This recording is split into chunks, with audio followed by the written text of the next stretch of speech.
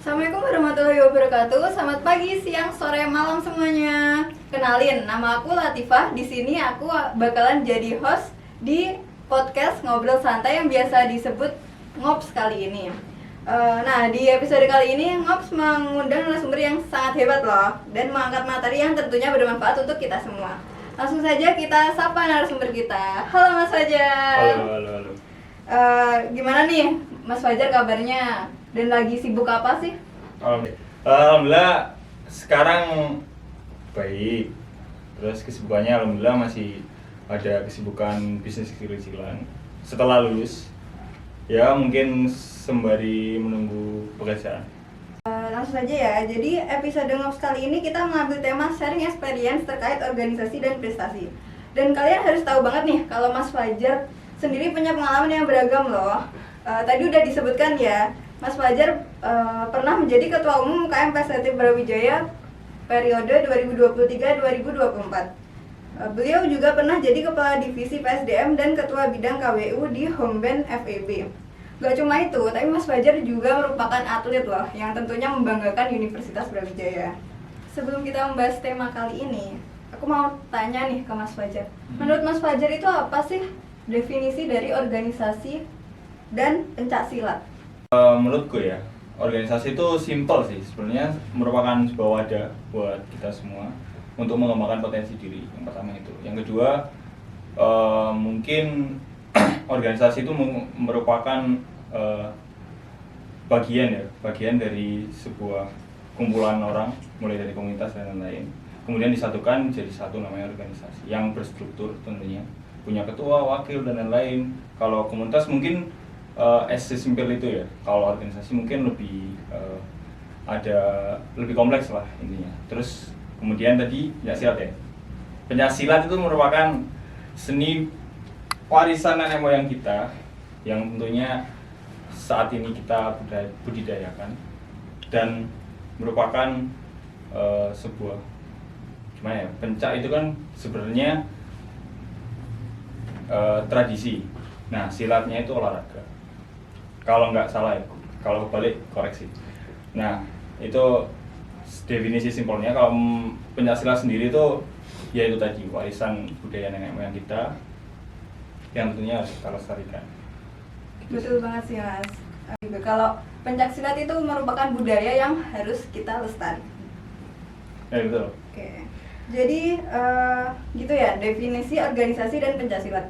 Nah, kalau Mas sendiri kan berarti ada basic di pencaksilat dan juga kepemimpinan ya. Betul. Gimana sih cerita awalnya Mas bisa mendalami pencaksilat itu tersendiri dan organisasi ya? Apakah ada turunan dari orang tua atau mungkin ada seseorang yang menjadi panutan lah? Oke. Saya sendiri itu dari garis keturunan nggak ada. Bela diri pun itu nggak ada. Jadi aku sendiri yang bela diri. Dan itu pencaksilat. Sedikit cerita, dulu aku awal pencaksilat itu dari SMP kelas 3. Waktu itu ada guru magang namanya Mas Fauzi. Kalau tahu Mas Fauzi Mrico Blitar. Nah, itu dulu guru magang di SMP ku. Terus habis itu karena bukan sering dibully ya, kayak gimana ya, kayak aku pengen bisa gelut aja. Kayak gelutnya apa ya? Tarung gitu, bisa tarung. Habis itu punya keahlian lah, bukan buat kayak jago-jagoan, bukan, punya keahlian aja. Terus habis itu bilang, kebetulan Mas Fauzi Mrico ini kan seorang atlet juga kan. Terus aku bilang ke beliau, awalnya disuruh latihan di UM dulu awalnya. Terus habis itu karena masih sekolah kan, kalau di lingkungan kampus kan ya tahu sendirilah, latihannya malam dan lain-lain gitu kan. Terus habis itu aku dipindah ke Ranting, namanya Lowaru. Nah dari situ itu awal dari my journey gitu. Nah habis itu kenal atletan dari situ. Terus habis itu awal pertandingan itu kalau nggak salah SMP kelas 3 awal pertandingan. Nah itu yang buat memicu sampai sekarang sih. Terus habis itu latihan. Alhamdulillahnya aku hidup di Kota Malang. Maksudnya banyak pelatih terkenal kayak Om D, Mas Uhud, dan atlet-atlet lainnya yang kayak atlet SEA Games Rio, Danang, Mas Fauzi juga. Jadi dikenalkan orang-orang hebat gitu, yang kiprahnya itu di dunia pencaksilat itu udah wow lah, dan itu yang bisa bikin saya berkembang gitu. Terus kalau dari pengalaman organisasi sendiri, emang ini sih suka aja kayak bergaul dengan orang gitu. Itu awalnya motivasi buat berorganisasi. Terus baru kenal organisasi kayak di dalam organisasi kan ada namanya masalah. Nah itu yang buat kita itu kayak nyaman, malah nyaman di organisasi. Dengan adanya masalah kita bisa interaksi antara divisi misalnya atau kelompok biar bisa mengembangkan potensi diri itu tadi. Jadi awalnya buat teman-teman semua ya, kalau kalian menganggapnya organisasi itu membuat kita kewalahan, kesibukan dan lain-lain, itu salah besar sih. Karena organisasi itu menurutku itu malah membuat apa yang terpendam di dalam diri seseorang itu bisa keluar gitu. Misalkan kepentok nih ada masalah, kan harus ada solusi kan. Nah dari situ kita tahu, oh ternyata aku bisa loh, kayak gitu. Itu sih pengalamanku dari berorganisasi ya selama ini, mulai dari kepala divisi, staff magang di Omben, terus staff biasa di UKM PSHT ini, terus jadi kadif, lalu dari ketum. Itu sih. Terus dari setiap bidangnya itu juga ada masalah tersendiri-sendiri. Jadi bisa lah bukan buat malah pusing, buat malah yang gak jelas gitu, mikir gak bisa tidur, enggak.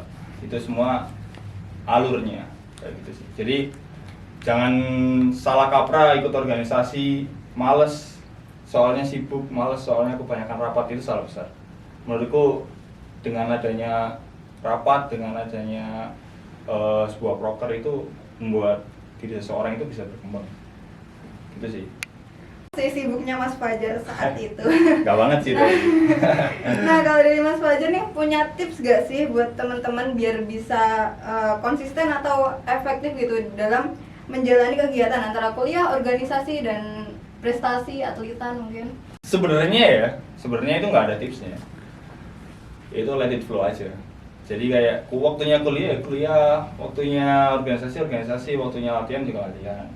Jadi harus bisa membagi-bagi. Misalkan waktunya kuliah kita mikirnya aduh nanti ada rapat atau yang lain, kita rapat pun juga bisa izin telat kan. Jadi nggak harus mengutamakan rapat nih harus rapat, itu nggak bisa sih. Jadi kalau misalkan tujuan kita ada di UP juga apa kalau nggak kuliah. Jadi yang utama kuliah. Buat teman-teman semua juga ya, anak-anak UKM atau organisasi lain, kalian itu tujuannya datang ke Malang sebagai mahasiswa itu ya jadi kuliah. Jadi jangan kayak menyepelekan, wah gak usah kuliah wis, misalkan pertandingan di mana gitu. Itu salah sih.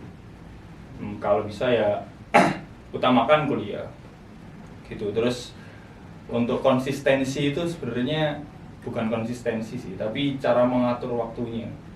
Jadi misalkan waktunya kuliah itu tadi, terus habis itu organisasi, waktunya latihan juga latihan. Jadi harus bisa bagi-bagi. Misalkan tabrakan pun, nah kita meski skala prioritas orang-orang kan beda-beda kan. Mana yang lebih prioritas? Misalkan organisasi H-7 proker misalkan, terus harus latihan nih, misalkan pomprov. Ya yang lebih utama yang mana? Gitu. Kita bisa mengganti latihannya di sore hari. Misalkan minta porsi latihan dari coach, terus coach saya nanti nggak bisa latihan, ada rapat bla bla bla bla gitu, boleh minta porsinya nggak? Kan bisa ya gitu. Jadi menyiasatinya sendiri-sendiri. Misalkan pagi sampai kuliah jam 7, terus habis itu nanti sampai malam ada rapat dan lain-lain, kan bisa diambil paginya. Pak lebih pagi lagi jam 5 atau jam 6 sekedar conditioning ataupun latihan ringan kan juga bisa minta porsi dari coach. Gitu sih. Jadi sebenarnya kalau kita pinter membagi-bagi atau memilah-milah itu enak sih. Jadi kayak serasa yes let it flow. Gitu aja sih. Nah, kan kita sudah tahu nih potensi dari Mas Fajar ini. Boleh gak sih Mas share tentang pengalaman yang dimiliki dulu sebagai ketua umum dan juga sebagai seorang atlet? semua ketawa pasti satu pusing, pasti kan. Di mana ketawa nggak pusing? Tapi dengan adanya pusing itu, nah itu bisa membuat itu tadi sih. Poin yang paling inti itu sebenarnya pengalaman dari segalanya ya, ikut prestasi, ikut organisasi itu poin nomor satunya itu pengalaman. Jadi dengan adanya pastilah kalian ikut organisasi itu ada yang ganjel di tengah jalan. Nah dari situ cobaan yang ganjel di tengah jalan itu kalau kalian bisa menyelesaikannya, nah itu menjadi poin tambahan. Kalau kalian malah mundur, berarti kan jadinya kemunduran. Jadi ibarat misalkan kalian main game, misalkan pertama kan easy, habis itu normal, hard, very hard, dan seterusnya. Pasti kan ada tingkatannya. Nah kalau kalian nggak bisa menyelesaikan normal misalkan, mana bisa kalian loncat ke hard? Kalau kalian nggak bisa menyelesaikan yang hard, mana bisa kalian menyelesaikan yang very hard? Kayak gitu sih. Jadi kalau kalian dalam organisasi itu senang-senanglah, jangan malah dipikir pusing gitu. Jadi dengan adanya itu kalian bisa menjadi poin tambahan gitu sih. Kan banyak kan isu-isu kayak misalkan ikut staf magang aja deh, kayaknya ikut organisasi ini sibuk banget gitu. Biasanya kan gitu kan. Kalau yang sudah terjadi itu menurutku mindset itu hilangkan lah. Jadi tadi perkara waktu juga bisa diatur kan sepertinya. Jadi mulai pagi sampai malam bisa diatur dengan kesibukan yang ada.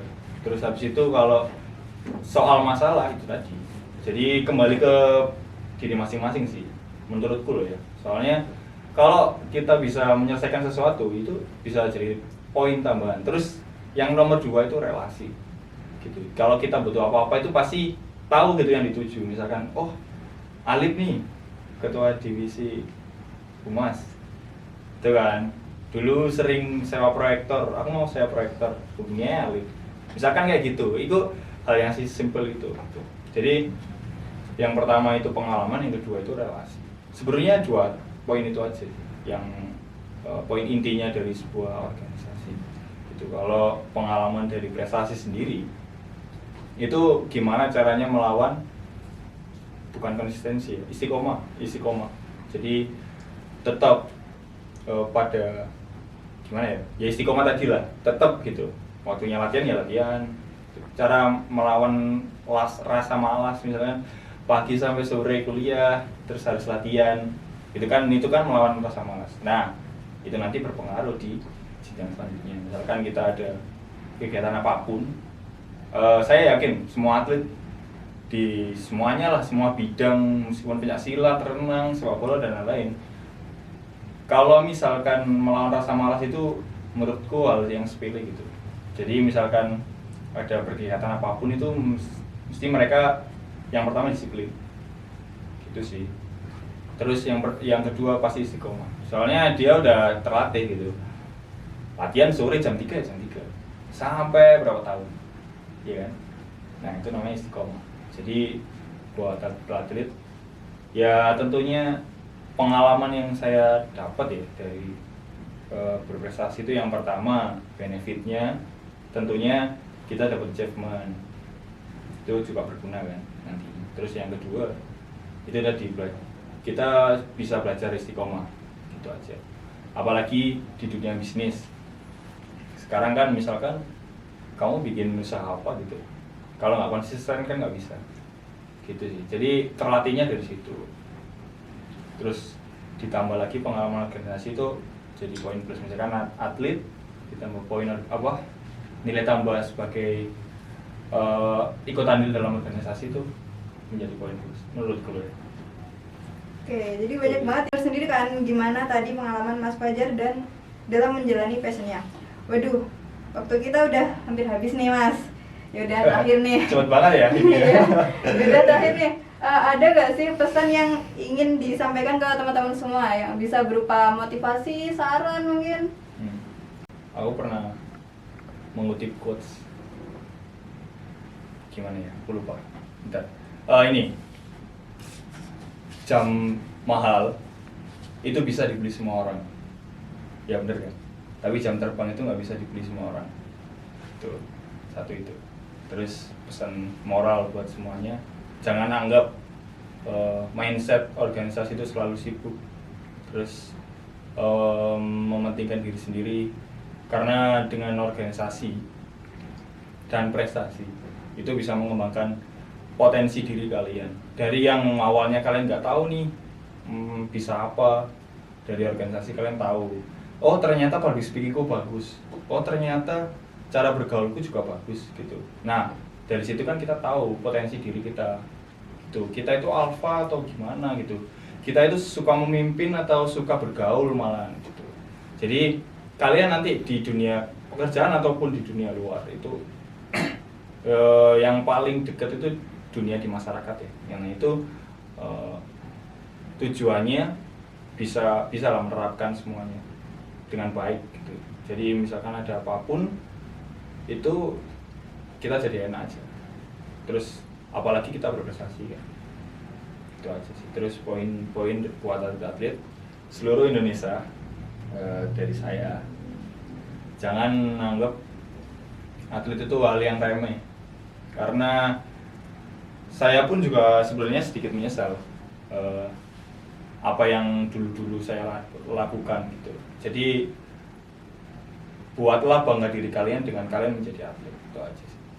Wah, keren banget nih motivasi dan juga pesan dari Mas Fajar. Nah, buat teman-teman yang nonton nih, bukan juga ingin mengembangkan potensi dirinya maupun jiwa kepemimpinannya, lumayan kan dapat motivasi dan juga pesan dari Mas Fajar ini. Aduh sayang banget nih karena waktu kita terbatas di sini. Jadi kita harus mengakhiri episode kali ini. Padahal seru banget ya pembahasan kita hari ini. Betul. Tapi sebenarnya yaudah, waktunya kurang sih, tapi ya sudahlah, ya kita sudah bahas lah. next. Kita bisa ngobrol-ngobrol lagi lain waktu bareng teman-teman semua. Sebelum kita tutup episode kali ini, aku mau berterima kasih nih buat Mas Fajar Sama-sama Latifah. atas jawaban-jawabannya tadi dan juga ketersediaannya untuk hadir di acara Ngops kali ini.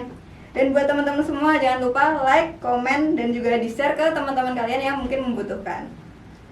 Dan sampai jumpa di episode Ngops selanjutnya. Dadah. Dadah.